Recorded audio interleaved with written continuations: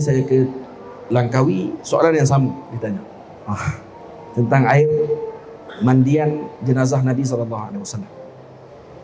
Apa sahaja yang mengenai badan Nabi kita Muhammad, semuanya mulia. Dan saya ceritakan sedikit bagaimana tentang cara mandian jenazah Rasulullah SAW. Sebelumnya para sahabat berlaku khilaf bagaimana ingin dikebumikan Nabi. Adakah dikebumikan Nabi di Makkah Al-Mukarramah, di tempat lahirnya baginda Rasul? Adakah dikebumikan Nabi di Madinah Al-Munawwarah, di Baqi'? Adakah dikebumikan Nabi kita Muhammad di Khalil, di Palestin bersama dengan Sayyidina Ibrahim? Adakah dikebumikan Nabi SAW atau tidak dikebumikan Rasulullah? Karena Rasulullah adalah makhluk yang agung. Maka Sayyidina Abu Bakar radhiyallahu ta'ala anhu mempunyai ilmu berkenaan dengan perkara tersebut. Lalu beliau mengatakan, tidaklah Allah mencabut nyawa seorang Nabi melainkan di tempat yang disukai oleh Allah untuk dikebumikan Nabi tadi di situ. Maka dikebumikan Nabi di bawah katil tempat Rasulullah wafat. Di situ di dalam biliknya Sayyidatuna Aisyah radhiyallahu ta'ala anha. Siapa yang memandikan jenazah Rasul? Karena berlaku pula perbincangan. Adakah Nabi perlu dimandikan? Karena Nabi mulia, Nabi suci. Karena itu di antara ta'lil ataupun sebab yang disebutkan oleh para ulama, kenapa Sayyidatina Ummu Sulaim memotong bekas minuman Nabi SAW waktu ketika Nabi minum daripada khirbah, bekas minum yang digantung daripada kulit di dalam rumah Sayyidatina Ummu Sulaim. Nabi SAW bangun dan minum dengan berdiri, dan kemudian Sayyidatina Ummu Sulaim selesai Nabi minum, beliau bangun dan memotong bahagian Nabi minum.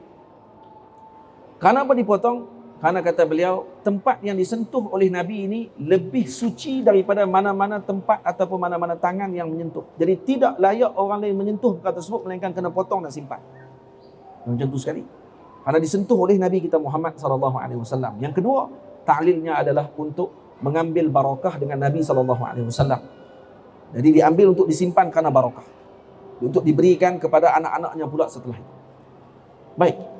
Kemudian berlaku khilaf tentang masalah ini, nak dimandikan tidak. Kemudian akhirnya dalam riwayat disebutkan mendengar hatif, suara yang berbunyi menyuruh untuk dimandikan jenazah Nabi SAW. Karena sebelumnya mendengar suara untuk tidak memandikan jenazah Nabi, dan katanya suara itu adalah iblis. Dan suara yang kedua adalah suara Nabi Allah Khadir alaihissalam. Nabi Khidir alaihissalam juga datang ketika mana kewafatan baginda Rasul. Lalu beliau yang telah memberikan panduan untuk dimandikan jenazah Nabi. Siapa yang memandikan jenazah Nabi? 3 orang. Yang pertama Sayyidina Abbas Ibn Abdul Muttalib, bapa saudara Nabi. Yang kedua Sayyidina Ali karramallahu wajhahu wa radhiyallahu ta'ala anhu wa alaihi salam, sepupu Rasulullah dan menantu Nabi. Yang ketiga Sayyidina Fadl Ibn Abbas, sepupu Nabi kita Muhammad SAW. Dan yang menyerahkan air untuk mandi adalah Sayyidina Syukran radhiyallahu ta'ala anhu wa ardah, yang merupakan pembantu dan khadam Nabi kita Muhammad SAW. Dan kesemua mereka menutup mata ketika memandikan jenazah Rasul. Karena haram melihat auratnya baginda Rasul SAW. Haram melihat aurat Nabi. Dan disebutkan melihat aurat Nabi akan menyebabkan intimasil basar, akan hilang pandangan mata, akan buta seketika itu juga kalau melihat auratnya Nabi SAW. Sebabkan itu mereka menutup mata. Dalam riwayat sebab kata mereka menutup mata dan memandikan jenazah Rasulullah SAW. Setelah selesai dimandikan, ada air yang berbaki di kelopak mata baginda Rasul.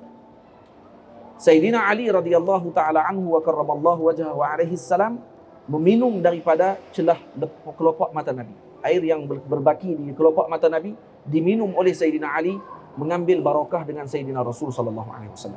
Jadi diminum oleh Sayyidina Ali. Berkenaan dengan kata air tadi naik ke langit, turun jadi masjid dan seumpamanya, itu bukan perbincangan kita di sini. Cuma kelebihannya apa dia? Sentuh badan Nabi sahaja telah menjadi sesuatu yang agung dan mulia, sehingga diambil barakah oleh para sahabat dan diambil barakah oleh orang yang mengerti seperti Sayyidina Ali, yang merupakan babul ilm, yang merupakan babul ilm bagi Nabi SAW.